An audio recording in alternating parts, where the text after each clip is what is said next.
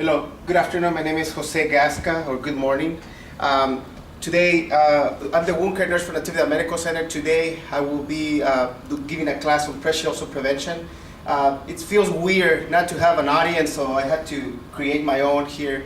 I kind of miss sometimes seeing people fall asleep during my lecture, or kind of dozing, thinking about daydreaming. But anyways, today we're going to be talking about pressure ulcer prevention. This is a review. A yearly review, so you should be very familiarized with all the stuff that I'm going to be talking about today. I'm going to be focusing primarily on the issues that we see on the floor, some corrective actions for some cases that we had turning to the state, and we needed to re-educate the nursing staff so we can prevent some of those issues from reoccurring. So let's get started with one of the main things that we see on a daily basis. So one of the main primary goals of turning a patient side to side is to offload the sacrococcygeal area, and that's how we prevent pressure ulcers on that area. That is one of the most common areas for pressure ulceration on a patient who's bedbound. So, but there is a specific way of doing it. A lot of the times we put pillows under the sacrococcygeal area, and all that does is pads the sacrococcygeal area, but does not offload. So the right way to do it is to put either a wedge or a pillow, one below the sacrococcygeal area and one above, and leave a gap the size of your fist, approximately. If you have a small fist, you may want to open it up a little bit. That way, when the patient is turned to the side, the sacrococcygeal area is offloaded. So that's how we don't want to pad the sacrococcygeal area, we want it offloaded. So side to side turning with a little gap in between, and you have to feel for the sacrococcygeal area in order to know where exactly to reposition the pillows or the wedges. Another issue that we have that we see regularly is Mepilex. Mepilex is a foam dressing that helps prevent pressure ulcers by minimizing friction, minimizing shear, and minimizing some of the pressure as well, and some of the moisture under the skin. And obviously, one of the biggest issues, for instance, in this example here, is that the patient had a Mepilex 6x6 over the lower back and not protecting the sacrococcygeal area. And you can see no redness under the dressing area. Right here, the patient developed a stage 1 pressure ulcer where there was no protection. Another issue that we see is that we use a small 4x4 dressing on this area, and this dress in particular is a 4x4, very small for the sacrococcygeal area, as well as being on the wrong location. It's on the lower back and not protecting the area that we want. Actually, this patient has a stage 1 as well. And then we have the heart-shaped Mepilex, which works in the same manner as square ones. It's just bigger. But then again, they're more expensive, and nonetheless, it was not protecting the area that we wanted to protect. So you gotta make sure it's on the sacrococcygeal area to protect the area. You can feel for the coccygeal bony prominence, and that's the location to put it on. I know everybody's anatomy is a little different, but try to aim protecting that vulnerable area rather than putting it on the lower back. I know patients are incontinent. There's no way we can control that, and most of the time the dressings are going to get most likely soil and ruin. We're going to have to replace those. This is the perfect way of putting the Mepilex 6x6. This is the anal area right here. It's protecting the sacrococcygeal area well, and actually this is the same patient as here. So now we were protecting it properly. This is the right application for the Mepilex. So another one of the goals to prevent one of the interventions that we can do to prevent heel pressure ulcers the same way as preventing sacrococcygeal pressure ulcers. How? By offloading. So this is a patient that actually developed deep tissue injuries in one of our units, and the patient had really bad peripheral vascular disease, so it took very short period of time before he developed them. But one of the reasons was we were not properly offloading the heels, and therefore the patient developed some pressure ulcers there. There was no pillow under the legs, so there was no offloading at all. Here we tried to offload, but obviously the pillow was too high, and the legs, as you can see, they were slightly swollen, so they're heavy, so eventually the pillows lose the air and the heels start touching the mattress again. So in this case, you may want to use it lower, right above the heel, and then you may want to use 2 or 3 pillows depending on the size of the leg. Now you don't want to put the pillow under the heel, you want to offload the heel, just to make it very, very clear. We don't want padding, we want offloading. That's the way we manage those pressure ulcers. Then again, we have a boot. This is a heel offloading boot. It's very, very good at offloading the heel. However, sometimes we get very creative with the straps. In this case, it was cutting a little bit of circulation to one of the toes. To avoid that problem, cut the gray color straps on the side. Here's the boot. You can cut those straps, and that'll be the end of the problem. You can use just the straps, the black straps that go across. Another issue that we have with this boot is that SCD tubing. Many times the nurses put the SCD tubing right here. This is where your heel is actually floating. So a lot of the time we see the SCD tubing coming out through here or through this hole that was designed for that. It's on the distal aspect. To avoid any possible pressure ulcers from the tubing, as you can see right here, the tubing touching the skin and causing a pressure ulcer, very simple way of fixing it. Put the tubing through the proximal hole that was designed for the tubing to come out. When you do that, as soon as you have the SCD, it comes out of the boot right away with no issues. Doesn't even touch the skin. So that's a very simple, quick fix of avoiding pressure ulcers from that tubing from the SCDs. As you can see right here, the tubing was touching the skin. Let's see what else. So this is the proper way of offloading your heels, right here with pillows. And this is the proper way of wearing your boots. You see the straps are gone, you only have the black straps, and there's no cutting of circulation on the toes. And the boot and the heels are properly offloaded. All right, linen setup. Another issue that we have with linen setup is I've seen, this is one of the units once I went and counted all the linen layers. It was about 8 or 9, too many. Now you get wrinkles. These moisture absorbent pads or cloth pads should not be used on anybody who has under pressure ulcer prevention. Instead, we should be using moisture absorbent pads, only one of them. This is what happened. This patient developed a stage 1 pressure ulcer from a wrinkle, having too many layers under the patient. Not only that, if you have an air mattress, or if you have a specialty mattress that helps distribute the pressure, having in so many layers kind of defeats the purpose of the surface of that mattress. So in other words, your mattress is not being an effective tool to prevent pressure ulcers because all the layers are causing actually more pressure rather than relieving pressure. If you have an air mattress, all those layers of linen are blocking the therapeutic air to keep the skin dry. So just try to limit to the fitted sheet, draw sheet, or prevalent training system with the moisture absorbent pad. 3 layers or less, the less is better. All right, it's very, very important to prevent pressure ulcers on the sacrococcygeal area by turning patients side to side.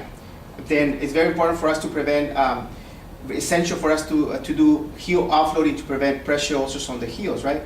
Now, there's another very important intervention that we must get used to doing, and it's knee gauge. What is knee gauge? Knee gauge is when you elevate the knee section of the bed before you raise the head of the bed. Why is that important? Well, what happens to the patient's head when the patient's head of the bed goes up? The patient slides in bed.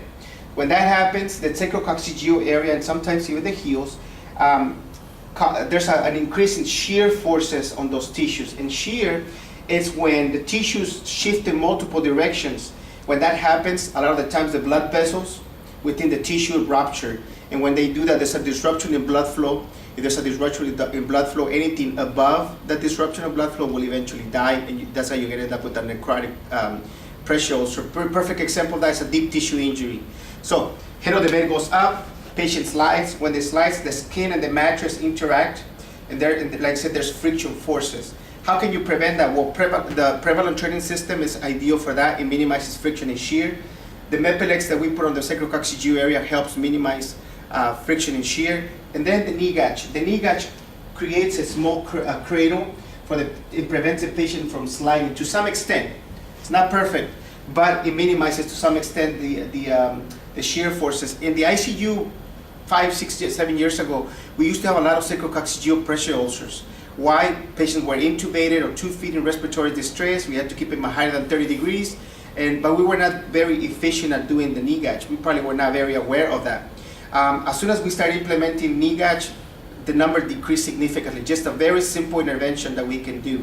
Our beds, some of the beds are designed to do it as you raise the head of the bed, but it's always a good idea for you to do the knee gauge before you raise the head of the bed, like I said, to minimize some of those shear forces.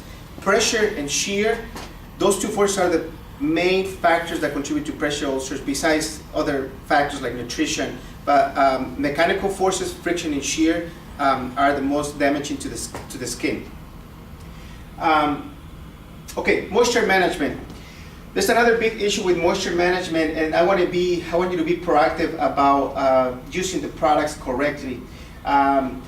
There's a lot of things you can do to prevent moisture issues. For instance, if you have a patient with BPH and they urinate every 5 minutes or every 10 minutes, one thing that you can do, maybe give them 3 or 4 little urinals. I mean, a lot of the time we give them one urinal, they urinate 30 minutes later, we don't get there on time to empty it. What happens as they try to urinate again, that sometimes some of the urine spills. You know, patients like that, simple things like giving them 2-3 urinals can make a difference. In the ICU, a lot of the patients are intubated, they have tube feeding, and they have a lot of diarrhea. A lot of times they use fecal management system. In medical surgical, a little more difficult, patients are more alert, and having a fecal management system is probably not the best feeling out there. But there is patients that we can be proactive and ask the doctor if we can use somebody who's very altered, having a lot of loose stools from perhaps lachrulose, from trying to clean them from hepatic encephalopathy, for instance. That might be a good candidate med surg, depending on the type of patient that we have. And then the other thing that I want to is avoid diapers. A lot of the times patients don't need them, and when they do, try to check regularly. A lot of the times I say out of sight, out of mind. Sometimes the diaper just keeps everything enclosed, and by the time we get there, the skin starts getting irritated. So you gotta try to avoid as much as possible. I know that patients are doing physical therapy, walking on the floor with physical therapists. I know that's probably a good idea. You don't want any trails of any accidents or something like that. But try to minimize. We have moisture absorbent pads, ultra absorbent pads that you can use instead. And then let's talk about the products. This is what I want you to be proactive about, using some of the products that we have here. So, there is the main products that I want you to focus is, we have a barrier cloth, a barrier wipe. This is what I want you to use every single time you have perineal, you do perineal care. This is for pre-op. There's patients that have central lines. There's specific instructions how to use this wipe, but not for pressure ulcer prevention. There is a blue wipe that we have, and that is for bathing purposes only. I want you to focus on grabbing the right wipe. This is a perineal wipe. It's a wipe, and also has a moisture protectant as well. So you're doing two things: you're cleansing and you're protecting the skin at the same time. Very, very effective at preventing moisture issues when it's properly used. Then we have a baseline barrier that you have on the floor, so you don't need a prescription for this. It's on all the PICCs, and this is a first line of defense. When the patients are incontinent, you do perineal wipes. After that, grab Clearate. Like I said, you don't need doctor's orders. The protocol states 3 times a day, and most importantly, as needed. Every time the patient is incontinent, you have to reapply. And apply it on the buttocks, perineal area, groin, to try to avoid any skin incontinence-associated skin damage. And this is more like petrolatum base. And then we have, if this one doesn't work and the patient starts breaking down, you're going to do a wound consult, and we're going to assess the patient. And most likely, most of the time, we do go with something stronger. This is Calazyme. Calazyme is similar to Desitin, very creamy, pasty, zinc oxide based, and it actually helps prevent further breakdown by drying out the skin. Has a little bit of calamine as well. So this is this one will be applied based on the nurse, the wound care recommendations, for the most part 3 times a day, and most importantly, every time the patient is incontinent, you reapply. Okay. Then, if there's a fungal rash, we will talk to the doctors, get an order for the antifungal cream that typically gets applied on those areas. Now, if the patient is very, very incontinent, there's a chance you may have to mix them together. You put the antifungal first, and you put the Calazyme after, depending on the orders that they give you, but it is possible to mix both of them. I think that's it as far as moisture management. I want you to use the barrier wipes, the skin protectant barriers, and like I said, be proactive. Let's not wait until the patient starts breaking down before we start doing our interventions. This is a perfect example. This is a patient that had a hepatic encephalopathy, very frequent diarrhea, incontinence, the skin severely broken, as well as macerated. These white spots right here is maceration. When you clean a patient like this, the skin just comes off. it becomes very, very fragile. Not only that, had all this redness and a fungal rash to top it off. Now, we were not proactive enough at applying the barriers the way we were supposed to. So it took us a long, long time to get him back. It probably took us a week of doing a very, very intense skincare just to get him clear from this. But the main goal here is to, prevention above all before the skin starts breaking down like that. All right, let's move on into medical device-associated pressure ulcers. Now, medical device-associated pressure ulcers are on the rise. We used to have a lot of issues with sacrococcygeal pressure ulcers, and we used to have a lot of issues with heel pressure ulcers. Now we became trauma. One of the main problems that we're having is medical device-associated pressure ulcer. Any device that's against the skin and we don't relieve pressure can produce a pressure ulcer. Let me give you some examples. Before that, I want you to monitor the skin under medical devices as able. Obviously, there's some medical devices we cannot remove, and that will be based on the doctor's orders. For instance, one of them that we can assess the skin will be cervical collars. Cervical collars have given us a lot of pressure ulcers in the recent months. And the reason is a lot of the times, it is important for us to make sure that the cervical collar is properly placed, properly padded. One of the spots that you actually get pressure breakdown on the cervical collar is the occipital area. So what is it that we can do? We can actually put a Mepilex. We can put a Mepilex on the back of not on the hair, on the back of the cervical collar padding to give it extra padding. Obviously, this is a medical device that we cannot remove, so the patient has to keep it. So what is it that we can do? Padding. We can put a Mepilex on the backing to do more padding on the occipital area. We're also getting a lot of more breakdown on the clavicular area, so you can get the smaller Mepilex and put them in there as well. A lot of the times, depending on if you have a short neck or long neck, patients who have a short neck tend to put more pressure on those areas. So be proactive. You need a doctor's order. You can just get the Mepilex and put them in place, and the extra padding can significantly reduce pressure and therefore prevent sores. So that's how you can do with cervical collars. Another issue that we have, big issue, is knee immobilizers. Knee immobilizers tend to have metal rods on the sides, on the posterior, right, and medial and lateral aspects. So one thing that we can do is, with cervical collars, what you can do is you can actually put Mepilex on the posterior upper thigh. You can put 1, 2, and 1 on the lower leg.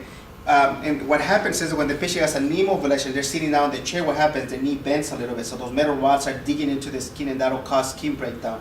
So that's how you can prevent putting Mepilex in there. If you have a tracheostomies or PEG tubes, sometimes they're there, and I'll show you some pictures. Sometimes they start digging into the skin. So what we can do, we can use the Mepilex white foam. Respiratory therapists have them on hand, so they'll be able to put them on. If you need it for a PEG tube, Materials Management will have them right now until they're stocked in our Pyxis. Or you can actually put it under the flange, or you can put it under the stabilizing ring on the PEG tube to prevent any type of skin breakdown. Let me show you some pictures of occipital pressure ulcer. Like I said, we could have prevented that by padding the area with Mepilex. This is a pressure ulcer suitable for a knee immobilizer. Like I said, the metal rods start digging on the skin. We could have just put a Mepilex in there to prevent all the friction, shear, and pressure. This is an ICU issue for the most part. I mentioned we don't use that clip to the O2 saturation clip, but like anything else, it produces pressure, so it has to be rotated frequently, otherwise you get necrotic ulcers. And then this is a stage 1 from the SED tubing, so I already told you how to fix that.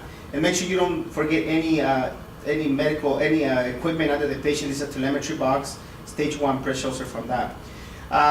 Let me show you another example. This is a stage 2 pressure ulcer from the stabilizing ring of a PEG tube, so you can put the Mepilex foam dressing there.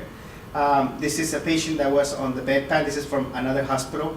That was on a bedpan for about 30 minutes or so and developed an unstageable pressure ulcer. This patient's skin wasn't as tolerant as other patients. So in 30 minutes he was able to develop that. Now we have an erosion, severe erosion of the penis due to a Foley catheter. My take on that is that you have a Foley catheter that's going to be there for quite some time. You have a stop lock to stabilize the Foley catheter. One thing that you can do is, instead of putting the stop lock when the patient is supine, try to ask the patient to rotate the leg and open it up a little bit. So you can put the stop lock and give it enough slack so that the Foley catheter does not pull when the patient is doing therapy or opening up their legs or moving around. So that is the key. Just give it some slack so that you can prevent those type of injuries. Wound care consultation in the past, very fast. In the past, you used to put a wound care consultation for anybody with pressure ulcer prevention. Today, as we move forward with trauma, we recommend you to do a consultation for somebody who has an active pressure ulcer, skin breakdown. If it's somebody with a very low Braden score, our expectation for you to activate the pressure ulcer prevention care plan. If there's no skin breakdown, no consult is needed. If there's skin breakdown, then go ahead and put a consult. Okay, so one of the things, we had a case that went to the state. In this case, had to do with the patient that was admitted to the ICU, and the patient was the pressure ulcer prevention care plan was activated as he was severely had a head trauma. He was intubated. He couldn't move. However, for about 16 hours, the patient was not turned. The reason we do not know. We looked at documentation and there was no reasoning on why. Perhaps the patient was unstable, we do not know. So, as part of the, for us to be compliant with the state, we have to chart when we do pressure ulcer prevention the reason why we cannot turn a patient. For instance, the patient is unstable, the ICP, intracranial pressure goes up when the patient gets turned, severe pain, refuses. Any reason that the patient cannot be turned, you can put it there. You don't have to write a lot, you just have to do just the reason, patient unstable, blood pressure drops, respiratory rate increases. And the reason is, in the event that they do develop a pressure ulcer, we're trying to turn the patient where we couldn't because clinically there was a reason for that. So that is the corrective action for that. Every time that we cannot turn a patient side to side, we have to write just a note of why we didn't do it. If there's a non-compliance issue, then you have to very shortly just that you educated the patient, the possible consequences of not turning, and they still refuse, they can refuse. All right, almost done with this. There's some changes in Meditech. We added prone and out of bed. This is more for the rehab because they're always out of bed for the most part. We didn't have that. That's a new intervention that was added. And knee gauge. Knee gauge before used to be you had the option to check knee gauge. Now it's more of an expectation, unless contraindicated, of course. But now we changed it from giving you an option to check whether you activated the knee gauge or not to be an expectation that we're expecting everybody to do knee gauge in order to prevent those pressure ulcers and shear forces there. The policy has been for pressure ulcers changing. The main thing about the changes with the policy is that you're no longer required to enter a consult for anybody who has a low Braden score of 12 or under, unless there is a skin breakdown. And then also we have 8 hours to complete our skin assessment and our Braden score. The protocol says as soon as possible, but within 8 hours. That will be the new one of the major changes. And then pressure ulcer consultation. If you find a pressure ulcer, please put the consult as soon as possible. We had another case where the patient was admitted with an actual pressure ulcer. The consult wasn't done until 3 days later. So we got dinged by the state saying, how come you didn't call wound care or did a consultation for somebody to assess the wound? So make sure you do it as soon as you find it. Don't pass it to the next shift, just put the consult, and that way we can take a look at the wound and do recommendations. Thank you very much. That's it.